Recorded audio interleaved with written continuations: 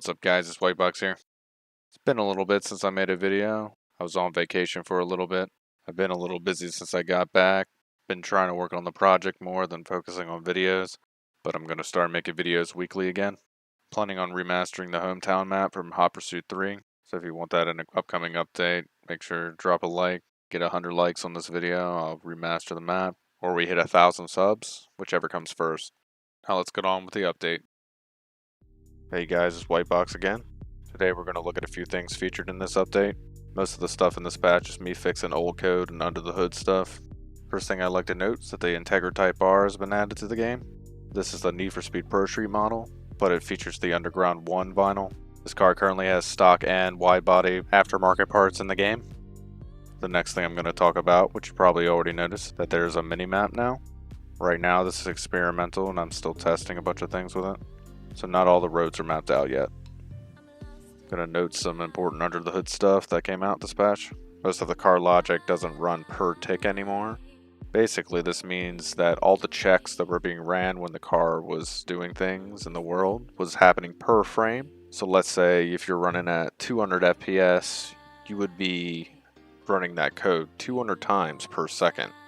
You don't really want to be doing that. So basically now there's a steady rate in which it checks the cars and not per frame. With this change it also fixed some bugs. Not that the logic is no longer per frame. Nitrous can now regenerate and be used at the same rate for all players. Basically before, if you were low frames like 20 FPS, your nitrous would never deplete if you held it down because your code was only running 20 times per frame.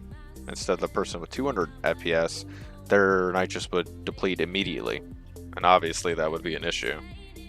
The last thing we're going to talk about today is some under the hood optimization. Each asset in the game now has its own shadow proxy mesh. This mesh is a less expensive mesh that is used for calculations of the shadows.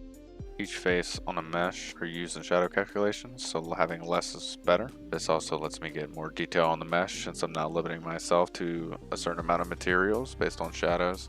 It will now always cost me one draw call to cast a shadow for each mesh. And this makes me able to draw a lot more objects on screen in one area.